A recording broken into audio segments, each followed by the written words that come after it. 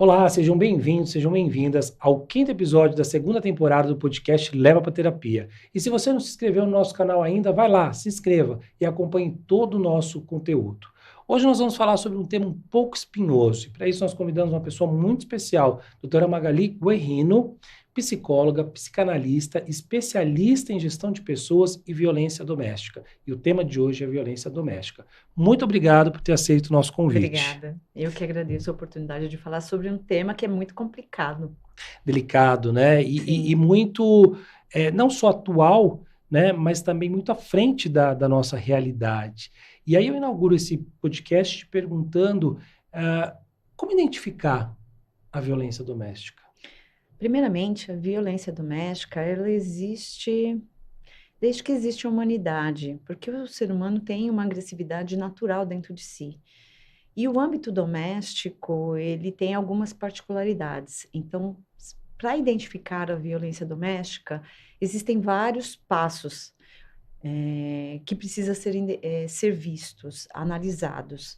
Mas, primeiramente, para a gente poder entender o que acontece hoje, a gente precisa voltar um pouco na história, né? Nós precisamos entender o que nos levou, o que aconteceu durante essa jornada para a gente chegar onde nós chegamos hoje. Podemos dizer que começou desde o tempo das cavernas, onde o homem já puxava a mulher, né? Aquela clássica cena que a gente vê, o homem puxando ali pelos cabelos a mulher, né? Mas, na realidade, durante o decorrer da história, o homem, ele sempre teve como o objeto principal a sua força. E dentro dessa premissa de que o homem é mais forte que a mulher, foi se instaurando essa relação de poder, de que o homem, ele pode mais, né?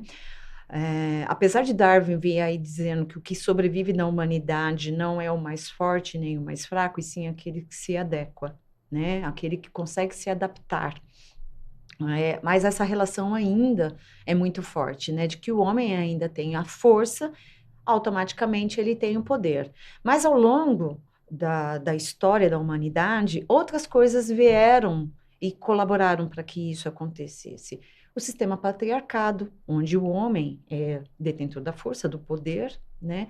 O machismo, que principalmente que se fez muito presente no século XIX, com a classe burguesa, onde a família saiu do contexto comunitário e passou ao seu contexto privado, com homens saindo, as famílias saindo do campo e vindo para as grandes metrópoles, para os centros urbanos, e ali começou a ter uma vida privada, e onde acho que esse foi um fator de virada de chave na violência doméstica, com a sua maior força, porque a gente ouve muito aquela frase, né?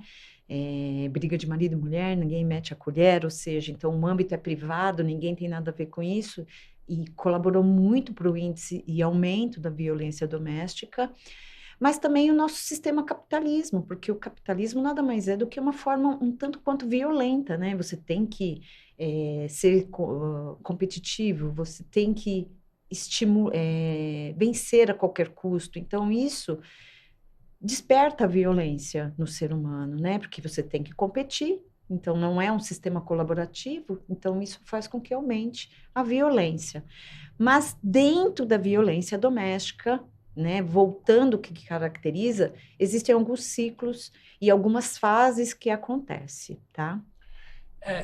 Assim, quando nós pensamos em violência doméstica, né, a primeira coisa que vem na cabeça é o homem que bate na mulher. Mas Sim, vai além, vai né? Essa muito questão além. da violência doméstica não é só agressão física, né? Você poderia falar um pouquinho sobre isso? Quais são as características? Como identificar que você está sofrendo uma violência doméstica? A violência doméstica, ela começa com um ciclo, tá? E sim, não tem como, você disse muito bem, não tem como desassociar do homem batendo na mulher. Esse é um tipo de violência, mas essa é a penúltima violência. Antes disso já aconteceram outras, tá? E sim, não tem como. É sempre associado à mulher. Porque é essa relação de poder, a mulher é a mais fraca, né? Da situação. E no decorrer da história, sempre a mulher é a vítima. Existe a relação inversa. do homem sofrer a agressão, mas ela é infinitamente menor comparado com o que acontece. E a violência da mulher traz outras questões, então traz a violência sexual, o abuso infantil, né, o feminicídio. Mas como identificar? Então vamos lá. Ela começa com o ciclo do namoro. Um namoro intenso, apaixonado, rápido, sem comunicação, sem efetivamente conhecer um pouco sobre o outro. A fase da paixão.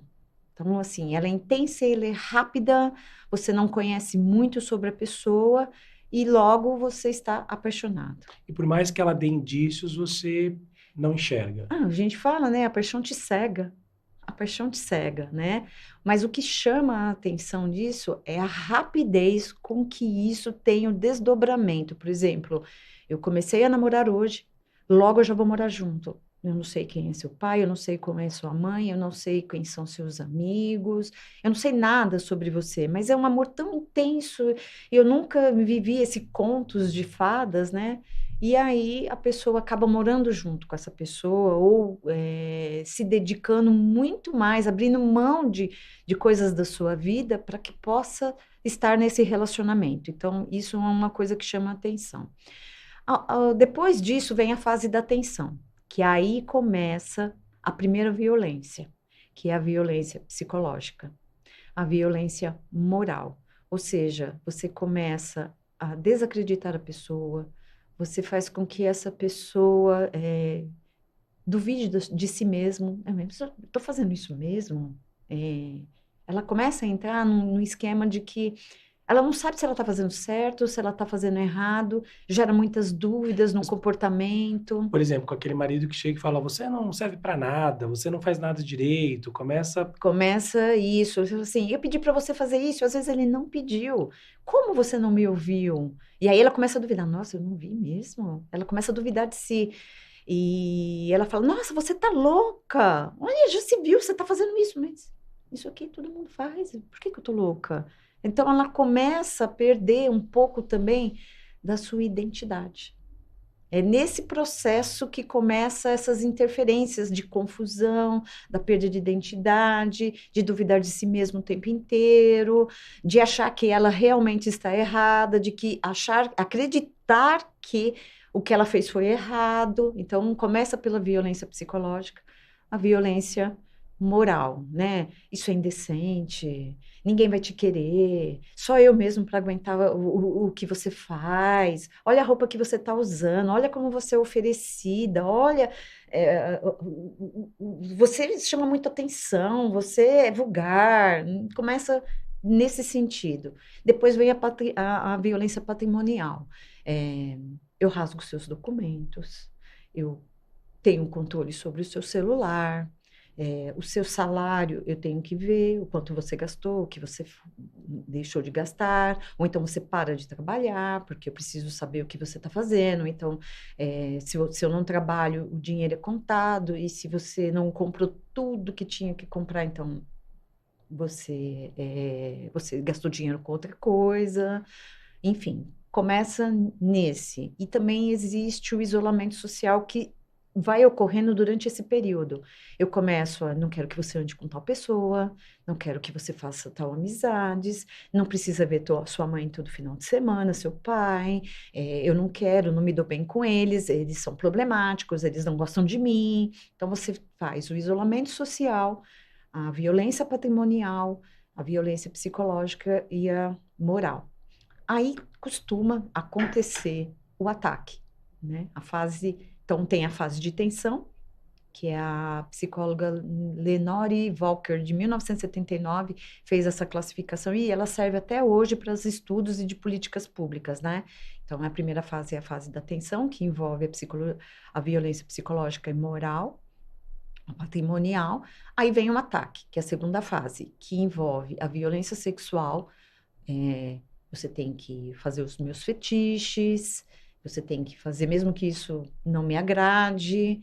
E às vezes, assim, eu quero, pronto, e dane-se você ali, naquele momento. É que ela já está tão fragilizada também Ela por já todo está esse fragilizada enredo, por esse né, do que processo. aconteceu. Isso.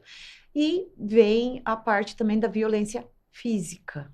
Essa é a que a maioria das pessoas entendem como uma violência Que se doméstica. destaca, né? Mas ela não é a principal, porque a última é o feminicídio mesmo, matar a mulher pelo simples fato dela ser mulher. E por isso que a violência doméstica está tão ligada ao feminicídio, porque, assim, acontece, na maioria das vezes, com mulheres, tá? Esse é o que mais caracteriza ali a violência doméstica, Por tá? que é muito comum também, né? De repente uma mulher ir numa delegacia, fazer uma queixa e depois se arrepender, perdoar, voltar atrás. Ah, para que essa mulher chegue a uma delegacia, o que precisa acontecer? Porque a gente sabe que muitas sofrem tudo isso caladas, né? Por Sim. vergonha, na verdade, por medo.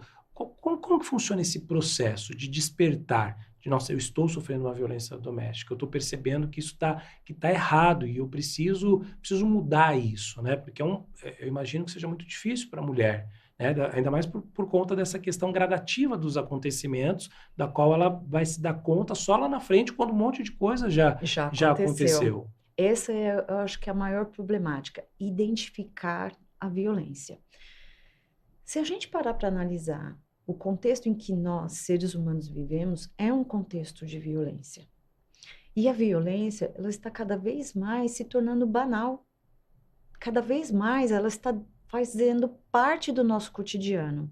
Existe violência nos jogos de videogame, a gente liga a TV, é um assalto, é um estupro, é várias coisas que acontecem. Então, a violência, ela entra dentro de casa como se, assim, entra um copo de água, a necessidade de comer, limpar a casa. Então, assim, ela faz parte do cotidiano. Está se normatizando, Ela né? está cada vez mais normatizada dentro do ambiente familiar. Então, identificar é um maior problema. Primeiro, ela já está em dúvida. Já teve essa violência psicológica e moral, ela já começa a questionar se aquilo que ela está vivendo. Eu sinto um incômodo, mas isso que eu estou vivendo é normal. E aí ela vê na televisão, ela vê na vizinhança, ela vê as amigas comentando no trabalho, enfim, no seu cotidiano, todas as outras pessoas passando aquilo, e ela fala, mas o que eu estou vivendo não é normal, faz parte. Ela só consegue identificar, geralmente, quando a coisa já é grave. Até porque acontece também, às vezes, da amiga falar assim, ai, releva, ele deve estar estressado, o homem é tudo igual, você acha que lá em casa eu também não passo por isso? Então a pessoa vai Sim, assimilando isso como algo que não é só da sim, relação dela, né? até vai um pouco além, né? Porque essa pessoa, ela começa a depender desse agressor, né? Geralmente ele já fez, ela já está sem rede de apoio, ela já está cercada ali, quando ela começa a perceber que existe de fato ali uma violência. E aí? O que que eu faço? Como que eu saio dessa? Aí vem, às vezes, os próprios pais, os parentes, os amigos falam, é assim mesmo, onde você vai morar? O que que você vai Pensa nas fazer? Pensa nas crianças. crianças, crianças sem pais. Imagina, é horrível criar filhos sozinhos. E aí você vai, de uma certa forma, você vai mantendo, mas existe algo que vai para além e que as pessoas não pensam muito. Também é por preservação. Como é que eu vou sair desse relacionamento se eu vou correr risco de vida? E isso é um fato. 50% das mulheres que morreram vítimas de violência doméstica foram depois que se separaram. Então, muitas vezes ela fala: eu preciso ficar aqui, porque se eu sair daqui, eu sei que eu vou morrer. E às vezes se estende aos filhos, não se estende só a ela.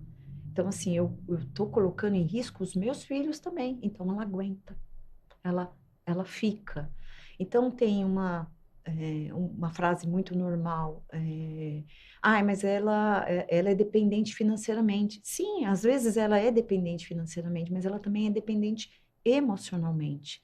Que aí entra as questões subjetivas da mulher, que tem a ver com a nossa história, tem a ver com a nossa cultura. Quantas vezes a gente não ouve assim, é, ruim com ele, pior sem ele? A gente ouve muito isso. coisas assim, que são frases que está dentro do inconsciente já coletivo até, do tipo, como é que você vai viver sem um homem? Você não vai ser feliz se você não tiver um homem. Você vai ser feliz se você for casada, se você tiver filho, se você construir uma família. Então, tudo isso tá no imaginário, né, da mulher. E alguma coisa, assim, muito subjetiva, que é assim, que está dentro da nossa cultura, a mulher é responsável pelo casamento. A mulher é que é a rainha do lar. Se o casamento dá certo, é porque ela fez o casamento dar certo. Se o casamento dá errado, ela é que fracassou no casamento. Se os filhos dão certo na vida, é porque ela foi uma boa mãe. Mas se os filhos dão errado na vida, é porque ela falhou como mãe. Mimou demais e por aí Mimou vai. demais. Isenta o homem dessa responsabilidade. Infantiliza o homem, e o homem acaba não sendo responsável. Hoje, a maioria dos divórcios que existem são as mulheres que pedem, não são os homens. E são as mulheres que pedem porque, para ela chegar nesse ponto, geralmente ela aceitou o fracasso, porque é um dos processos mais difíceis do ser humano lidar com o fracasso, com a culpa e com a impotência. Frustração, né? De tudo aquilo que foi construído tem que ser desconstruído. E existe uma outra coisa por trás, que é a romantização, né? De que a mulher só vai ser feliz se ela tiver esse lar, então, assim, ela, ela vai fazer com que esse amor que ela está vivendo, essa relação conjugal, de criar, de ter a sua própria casa, de fazer as coisas do jeitinho dela, de que ela vai ter ali total domínio sobre esse ambiente, mas não é assim que funciona. Esse excesso de romantismo que existe e que faz com que a mulher tenha o seu príncipe encantado, esse amor que vai ser para toda a vida e que vai ser eterno e que vão viver felizes para sempre, aquele the end dos filmes, todo bonitinho, que depois de viver felizes para sempre, esse excesso de romantismo atrapalha demais a mulher, faz com que ela sinta que ela está fracassando se ela não faz com que esse relacionamento dê certo. E como que a mulher chega na clínica? Assim, acredito que muito fragilizada e até envergonhada de ter que falar sobre um assunto desse, né? Porque envolve todo um contexto com filho, com família. Como que elas chegam assim para você? Qual é a maior demanda? Olha, não se fala. A gente tem vários estudos do porquê da violência doméstica, mas não tem estudos sobre as consequências, são poucos até sobre as consequências da violência doméstica. E a violência doméstica, para você ter uma noção, ela agora no CID-11, né, que é a Classificação Internacional de Doenças, existe o TEPT, que é o transtorno de estresse pós-traumático complexo. Antes não existia, agora existe. E ele é usado para situações de estresse recorrente e constante. E entre eles está guerras e violência doméstica. Né? Então, você ter uma noção do impacto que isso causa.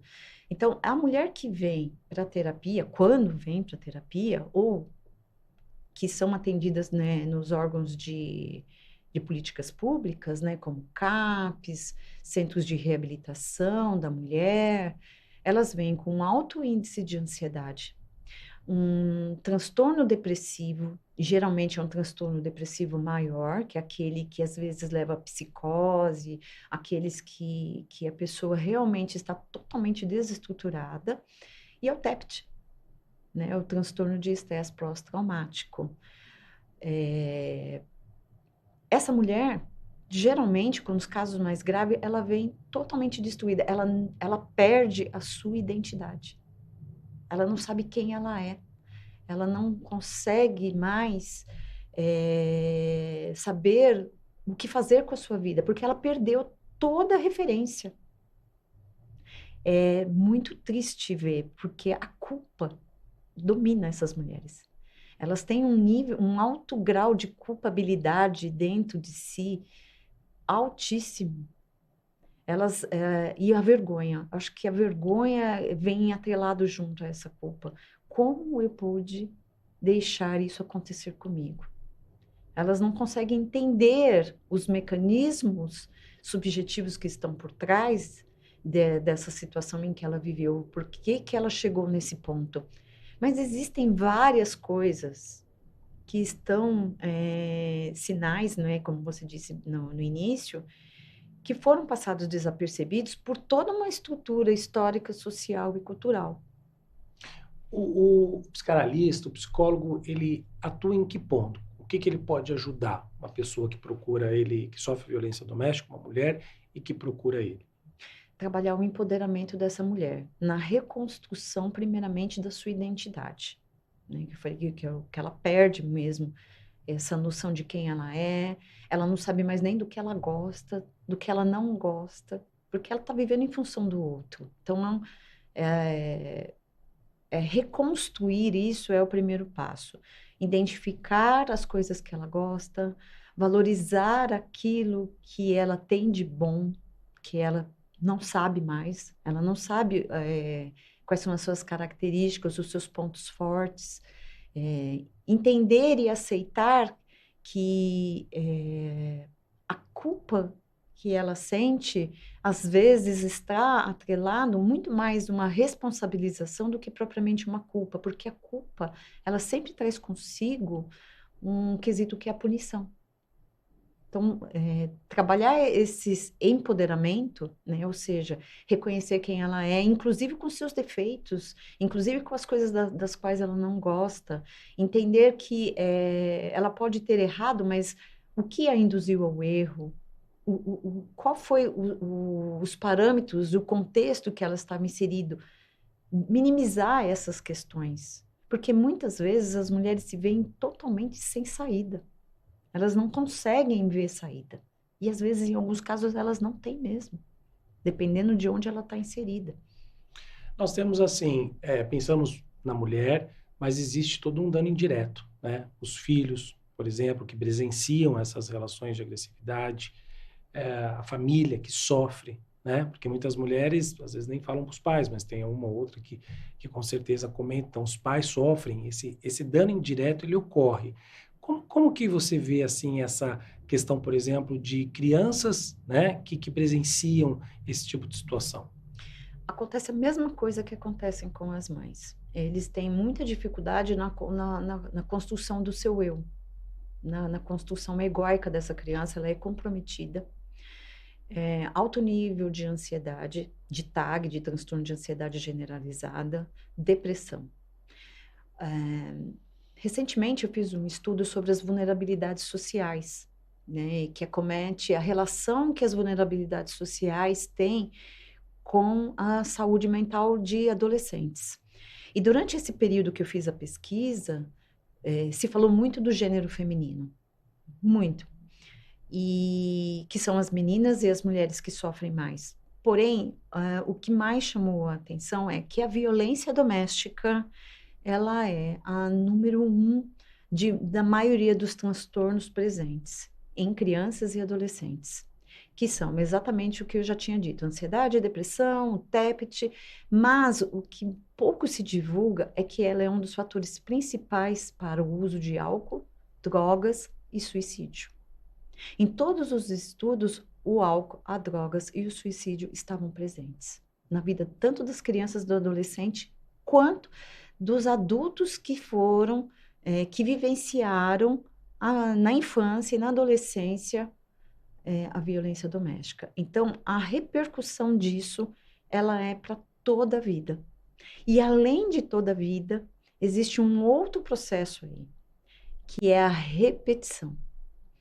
Os agressores que cometem a violência doméstica, os autores, né, no caso, eles vieram de lares onde eles presenciaram e sofreram as consequências da violência doméstica. Então, existe, por isso que a violência doméstica, ela tem um fator que ela é multidimensional e complexo, multicomplexidade, porque ela envolve todos os fatores. Ela envolve os fatores biológicos, fatores psicológicos, sociais, culturais e espirituais também, porque existe também muita violência na parte religiosa. E aí você falando sobre isso me chamou a atenção, porque assim, o agressor normalmente ele repete o que ele viu, então ele normatizou isso. Se ele viu o pai batendo na mãe, ele entende que isso é normal, Sim. né? Agora nós temos que pensar, o agressor também precisa de um tratamento, né? Precisa. Aliás, eu acho que a pessoa que mais precisa de tratamento é o agressor. Primeiro, veio dessa questão da normatização da violência. Segundo, ele foi criado, né, que a forma de comunicação e de resolução de problemas é através da violência. E nós temos os reforçadores, que são os reforçadores sociais e culturais, que coloca para esse homem que ele tem que ser um homem macho, que ele tem que ter a resolução dos problemas, que ele tem que dar conta de tudo. Então, esse homem, a maior vítima do machismo não é a mulher.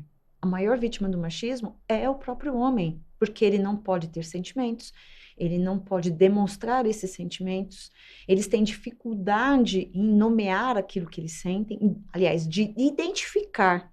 Se eu não consigo identificar aquilo que eu sinto, como é que eu vou dar nome para isso? Eu não consigo nomear isso. Então, eles são a maior vítima desse machismo, desse patriarcal, porque eles têm que provar a todo momento quem eles são. E isso requer dele um esforço constante, uma hipervigilância constante, dentro de um conceito de que ele tem que resolver as coisas de maneira rápida, ele não pode sentir, ele não pode ter empatia, e ele tem que resolver rápido. E a forma que ele aprendeu foi a violência. Então, é a forma que ele repete. Ele repete essa violência e ele não consegue entender. E olha só, a nossa cultura coloca o homem numa situação extremamente infantilizada, porque ele é visto como tomado por uma forte emoção, e diante dessa tomada, dessa forte emoção, ele tem que agir, ele tem que tomar uma decisão, ou seja, o que acontece muito com o agressor. Ele ficou nervoso, porque a mulher, sei lá, não fez o feijão do jeito que ele queria, seja lá por qual motivo, ou então ele foi tomado por essa forte emoção, essa mulher colocou a arma na mão dele e ainda apertou o gatilho contra ela mesma. Então, assim, o homem se coloca numa posição de que, assim, ele não tem culpa daquilo que aconteceu. Ela que provoca, É né? ela que que fez provocou. tudo e é ela que levou ele a fazer aquilo. Ele simplesmente não teve outra opção. Nesse trabalho que foi feito com a violência doméstica, foi na região do ABC, sobre as 7 cidades do Grande ABC. No ABC só existe um órgão que trata do agressor. Esse órgão chama-se E Agora José. E eles, os homens que estão ali foram encaminhados pela justiça. Dos 300 casos atendidos por eles, só um teve uma recaída. E esse um que teve recaída, ele foi até a ex-mulher para pedir perdão. Mas a mulher, diante da presença dele, já que ele tinha uma medida protetiva contra ele, né? Ao vê-lo, ela já acionou, com medo, ela já acionou. E a intenção dele era pedir desculpa por tudo que tinha feito. E o trabalho desse órgão? Falar um pouquinho mais sobre Eles trabalham estudo. justamente os pontos muito da nossa história e da nossa cultura, e trabalha a empatia, de se colocar no lugar do outro, porque esse homem ele não foi ensinado, educado, no caso, para se colocar no lugar da mulher. Então, eles trabalham temas, eles se encontram uma vez por semana, mais ou menos, é isso. E na época da pandemia foi online, que aí teve bastante dificuldade, que nem todos tinham acesso. E eles trabalham alguns temas sobre a divisão de tarefas dentro do lar, sobre a criação dos filhos, sobre as questões de respeito, sobre as questões de direitos humanos, sobre se colocar no lugar do outro, as questões subjetivas deles mesmo. Por que ele não precisa não chorar? Por que ele não pode chorar? Por que ele não não pode sentir. Ser acolhido, né? E E lá eles provavelmente... são acolhidos, eles são acolhidos. Eles chegam sempre como em situação de vítima. Se eles estão lá, foi porque essas mulheres colocaram eles, essa situação infantilizada que eu te falei, né? Eles são as vítimas, eles foram levados a isso. E aí precisa ser feito primeiro um papel de desconstrução desse papel, de que eles não são a vítima. E tentar entender, mostrar para eles que aquele ato que ele fez é um ato de violência, porque para os agressores existe uma dicotomia entre o ato que ele fez e o que é violência. Para eles isso é separado, mas eles não conseguem entender que é uma coisa só. Então, esse é o primeiro trabalho de desconstrução de que eles são uma vítima e entender que aquilo que ele fez, sim, é uma violência. E aí depois levar ao processo de reflexão do seu papel de homem, do seu papel na sociedade e dos impactos que essa violência causa. Por exemplo, aí, quando você fala disso, me remete a uma violência psíquica, quando ele diz assim para você, você não serve para nada. Para ele, aquilo não é uma violência. Não. Mas ele não entende que aquilo está, na verdade, diminuindo a companheira na qualidade de mulher ou de mãe, e que sim, é uma espécie de violência, né? Sim, eles não conseguem entender que, por exemplo, quebrar o celular dela é uma violência. Não, mas eu tenho ciúmes, isso é amor.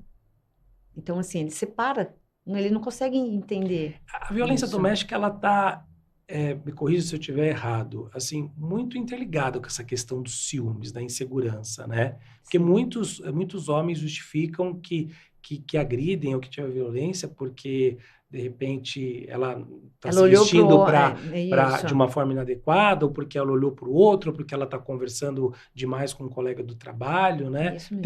Tem essa relação. Mas essa é uma questão de insegurança da própria pessoa. E olha só como tem a ver com a violência doméstica que muitas vezes ele vivenciou lá. Tem a ver com as questões subjetivas dele, de insegurança. E muitas vezes ele viveu o tempo inteiro num lar inseguro, que ele não sabia o que ele estava fazendo, que se ele pudesse fazer alguma coisa ali, era algo que já o desestabilizava emocionalmente. O ciúmes está totalmente atrelado com as questões subjetivas da pessoa. Não tem muito a ver com o que o outro fez. Outro fez. Na realidade, é uma coisa que pertence somente ao indivíduo, tá? Mas, mais do que isso, tem a ver a relação de poder que eu tenho sobre essa mulher. Aí entra a nossa cultura machista, que a mulher ela é vista como uma propriedade minha. Por exemplo, a mulher fala assim, o meu companheiro, o meu marido, o meu esposo. É raro um homem falar assim, minha esposa, minha companheira. A maioria fala minha mulher, num sentido de propriedade. Você pode prestar atenção numa conversa entre amigos, tudo, e que tem mulheres, e quando elas se referem ao companheiro, ao namorado, tudo, elas se referem ao título que ele tem. Mas o homem não, ele geralmente se refere à minha mulher, à minha mulher, à minha mulher. E essa objetificação... Ele até se gaba, né? E a objetificação do corpo da mulher, né? Eu posso fazer o que eu quiser com esta mulher, né? Ela é minha mulher, então eu posso transar com ela a hora que eu quiser. Ela tem que vestir a roupa do jeito que eu quero, ela tem que usar cabelo curto ou cabelo comprido, ela não pode pintar o cabelo, a unha, ela tem que estar de determinada cor, se é que pode pintar, ainda tem isso também. Então, assim, existe muito essa relação de poder em relação à mulher. O paradigma, né, de outros países como o Brasil, qual é o ranking do Brasil? Essa violência doméstica, ela é mais acentuada em alguns países, menos em outros? O que interfere? Olha, o último estudo que tem sobre isso é que o Brasil é o quinto pior país para a mulher se viver no mundo. É o primeiro país em feminicídio no mundo. Tá? E o que se percebeu dentro desses estudos? Onde a cultura machista prevalece, é muito forte, um número de feminicídios, um número de violência doméstica é maior consequentemente. Independentemente de classe social, ou isso é mais A acentuado? violência doméstica, por isso que ela é multidimensional e multicomplexa. Não tem idade, não tem cor, não tem classe social, mas ela tem uma questão de gênero. Ela tem essa questão de gênero, ela é destinada mais à mulher. Então, assim, ela não tem nenhuma barreira. Ela acontece em qualquer lar, em qualquer lar, tá? Agora, o primeiro país, né, voltando à pergunta que você tinha falado, a maioria está na América Latina. Então, o primeiro país é El Salvador, depois é Guatemala, depois é Colômbia, tirando a Federação Russa, né? E depois vem o Brasil. Só que para viver no cotidiano, o Brasil, tirando os países muçulmanos, porque até bem pouco tempo atrás, até se não me engano, 2020, eu não lembro exatamente o ano, mas é recente, o camelo valia mais que a mulher. Mas não é a maior taxa de feminicídio no mundo. Então, tirando isso, tirando o cotidiano, o dia a dia das mulheres muçulmanas, que também é pesado, o Brasil é o terceiro agora. Antes era o segundo, agora é o terceiro. O primeiro lugar é os Estados Unidos, o segundo lugar é o México, o terceiro é o Brasil. Complicado, né? A gente tem uma situação, uma realidade muito, muito complicada, muito delicada. Você, como psicóloga, psicanalista, o que que você diria para as mulheres que sofrem violência doméstica e que estão assistindo aí o nosso podcast? Olha,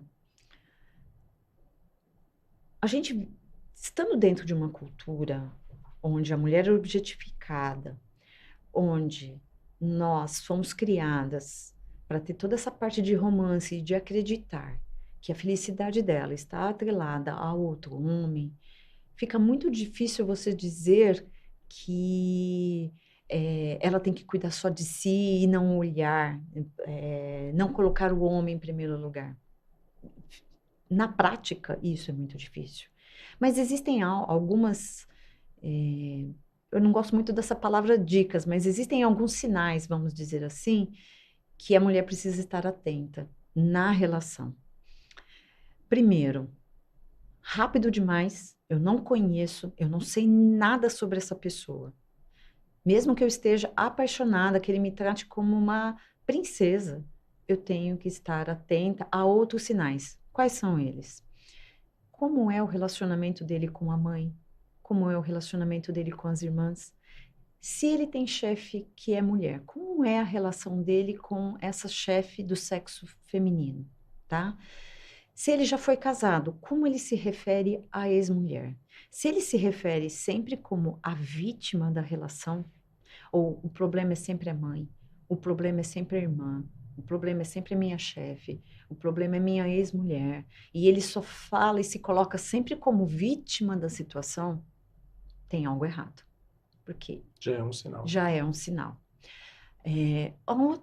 Um outro ponto que a mulher precisa ficar atenta é assim, faz tudo o que eu quero a todo momento